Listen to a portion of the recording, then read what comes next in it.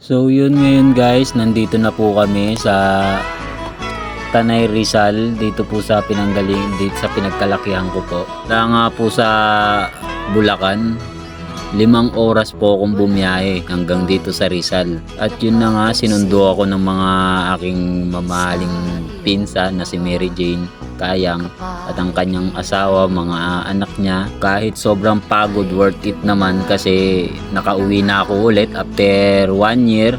Ngayon po, ipapakita ko po sa inyo kung saan po ako lumaki, madalas tumambay at magpasaway. Dito po lang yan sa Sampaloc, Tanay Rizal, Sitio Masalat. Ngayon po, samahan nyo po kaming maglakad. Itutur ko po kayo kung saan ako lumaki. Let's go! So yun nga pala guys, ipapakilala ko nga pala yung aming sasakyan na kabayo. Ayan po si Buknoy, aming magiging service para pababa po sa bundok. Kasi po talagang sobrang lalim po dun sa ibaba. Kaya hindi po obra kung wala po tayong dalang service na kabayo. Kasi nga po talagang napakalalim ng daan, mahirap po. Kaya po sa tuwing uuwi kami, kailangan ho namin magpasundo ng kabayo para po hindi ho kami mahirapan sa pagbaba at pag-akyat. So yun guys, malapit na po tayo mag-start bumaba. Hihintay na lang po kami ng aming nakarga na bagahe para po pag naikarga na, alis na po tayo. Let's go!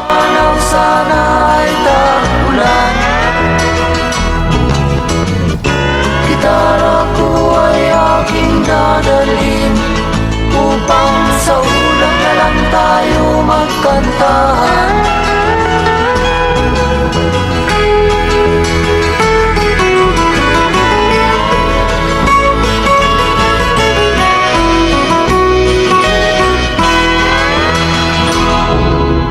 Ang mga batang ngayon lang isinilang may hangin. Yun guys, umusad na po kami. Pababa na po kami ng bundok. Tara po, sabayan niyo po kami na maglakad at itutur ko po kayo kung gaano po kaganda dito sa amin. Tara! May mga ilog pa kayang lalamuyan. Bakit di natin pag-isipan ang nangyayari sa ating kapaligiran?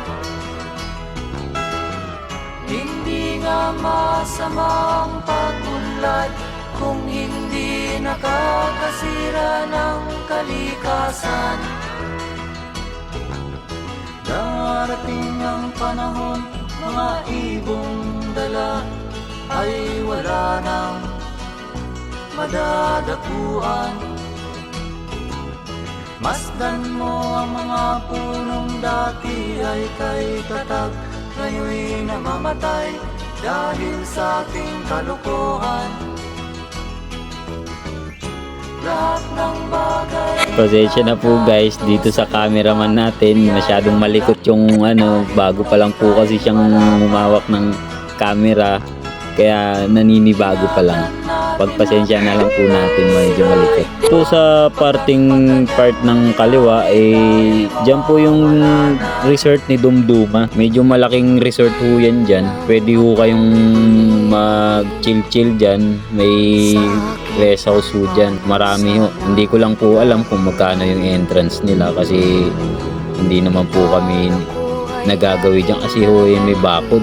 Kaya hanggang natatanaw lang namin. Pero yung tatay ko po, dyan po talaga siya nagtatrabaho. Isa po siyang mason dyan. Sarap po, pagpatuloy pa natin ang ating paglalakad. And a half hours later. So yun guys, kung napapansin nyo, pababa na po yung daanan namin. Pababa na po kami ng bundok dyan. Tignan nyo po yung tanawin. Napakataas po namin yan. Nasa tuktok po kami ng bundok. Magsisimula na po kami pababa. Tara po, samahan nyo kaming bumaba. Let's go!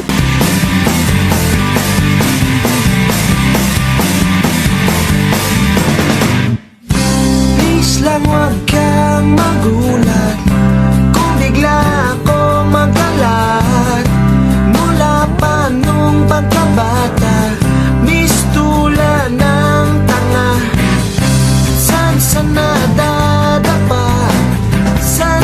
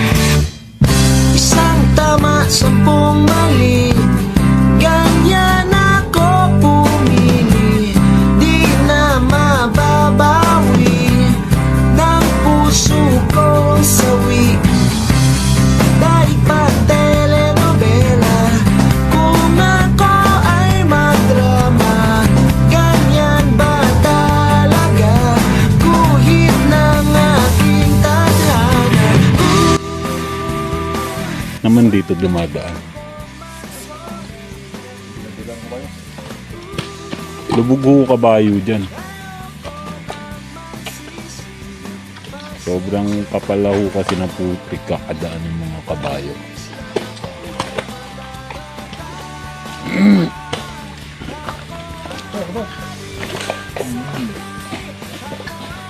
Kaya pag ganyan, huwag kayong bubuntot sa likod. Makasabay, sabay sa hangin ng aking buhay. Hari ng sablay, ako ang hari ng sablay. Ako ang hari, ako ang hari.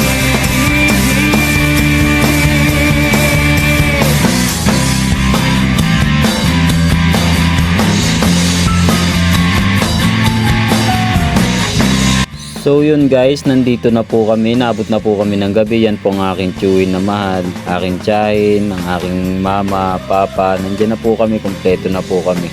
Kinat ko na po, masyado na po kasing mahaba yung video. Hanggang dito na lang po, thank you po, love with. Sana po maging masaya din yung ating mga bagong taon ngayong darating na bagong taon. Happy New Year po para sa lahat.